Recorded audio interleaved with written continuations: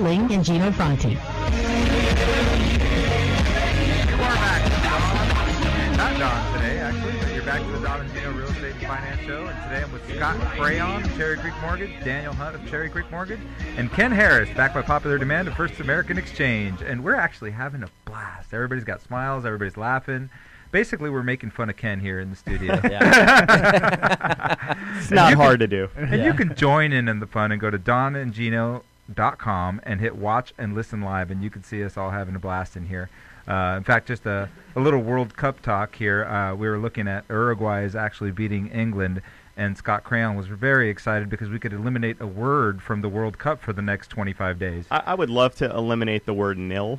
You just hate it. Did Clayton Kershaw throw a nil hitter last night? Well, I don't know what the problem with 3-0 or it was a 0-0 tie. Yeah. Well, I'm being very ignorant right now. Sorry. Anyways, we were having soccer fans across the world. So anyways, we've been having some fun with the World Cup here the last couple of weeks, and I plan to do that for the next couple of weeks, and then it'll all be gone and behind us, and hopefully I'll walk away with a third World Cup here. I don't know about that, but very impressed with the U.S. They did a good job. Yeah, absolutely. 30 seconds in, they scored. That was fantastic. Yeah, and it's actually yesterday I saw a review that it was one of the 5 best goals of the World Cup so far. So you know what? We'll take it. Right. One of their main goal scorers is out, though, right? Yeah. A strained hamstring? Yeah, Altidore. Yeah, that's right. Yeah.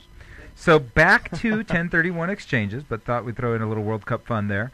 I wanted to bring up, I have a friend and client that purchased 4 condos. Mm-hmm. And cost average on those condos are roughly about $92,000 to $95,000. Mm-hmm. They're all in the same complex. And he owes very little on them, probably like $60,000 on each one. So there's not a lot of money there. So it would be a relatively small investor for the kind of scope that you normally work with.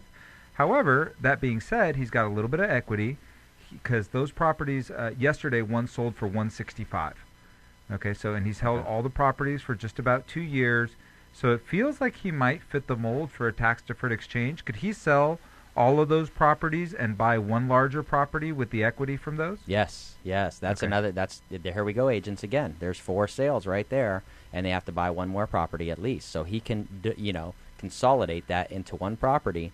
It could be, again, we could go from those residential condos to a retail or to a commercial or, even vacant land. Think vacant land, too. Vacant land can be purchased or sold in 1031 exchange. As I was driving through Palm Springs, I saw a lot of vacant land. Yeah. It just didn't seem very attractive, though. Exactly. And usually you don't want to exchange into vacant land, too, because you're going from depreciable property to non-depreciable property. Agreed. So you will get taxed 25% of the depreciation you take on the property you sold. So be careful with that. And that's a fairly good scenario you're bringing up, Gino. I mean, I've got some other friends and clients that have not purchased their own primary home yet, but they've, instead of coming up with a big down payment and struggling to pay that sucker for over 30 years, they've decided to buy one property a year for several years. And I've got one friend with 4 or 5 now. What if someone went ahead and had that sort of appreciation, sold all of them, and then bought more or less, their dream home? They would have to identify that as an investment home. Could they potentially rent that out for a 2-year period and then move into that property? That 2-year period is exactly how long they have to rent it out. So we have a lot of clients that do want to retire in a home that they're going to exchange into. So you could exchange out a property, exchange into a primary residence that you're going to own as an investment property. It used to be they would, after 2 years, they go ahead and live in it. Then they could live there for 2 years and sell it and get their primary residence exemption, the 121 exemption. So the IRS figured that out. Double dipping. Yeah, exactly. The IRS figured that out. So you could still do that. They allow you to exchange into a property, convert to your primary residence after 2 years. You cannot sell that property for 5 years from your acquisition date in order to benefit from any of your 121 exemption. So if you close today in the exchange on the property, rent it out for 2 years from today, then move into it 2 years and a day from today, you cannot sell it for 5 years from today to benefit at all from your 121 exemption. But typically that's not going to be an issue because they want to live there forever. In most cases, yeah. 7-year commitment. Yeah. No, 5-year commitment. Okay. Yeah, so it's 5 years from acquisition date. Okay. No, yeah, 5 years total. I see. Yeah. 2 years renting it out, then you can live and then live in it for 3 years, right, and then sell and then benefit. So that's how they passed that rule first. Yeah.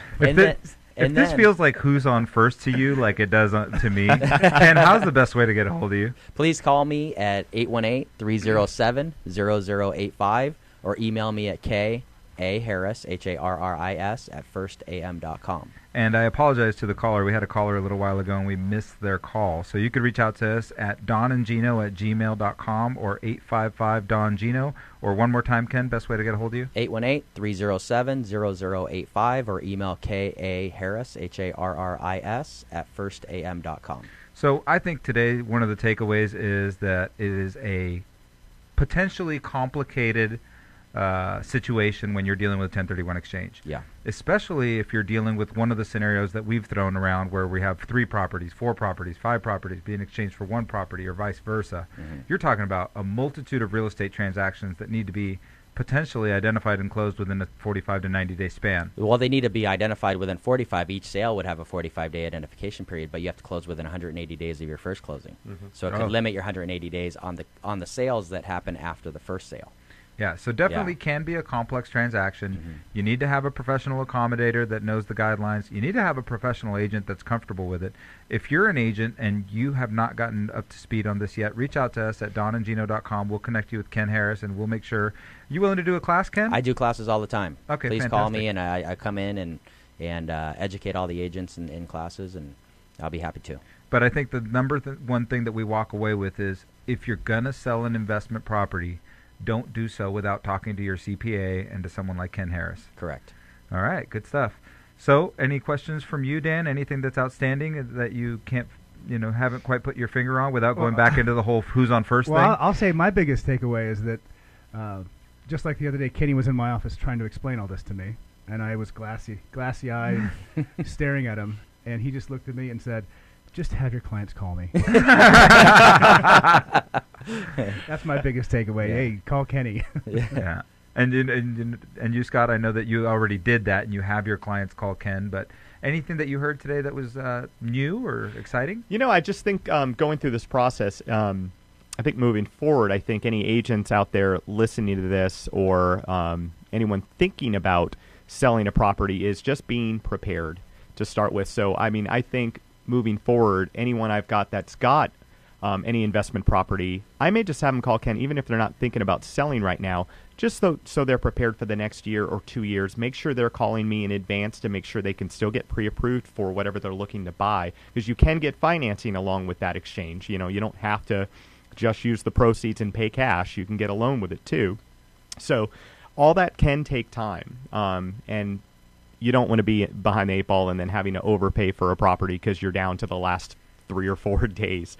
You just want to be prepared, work with your agent, work with the CPA.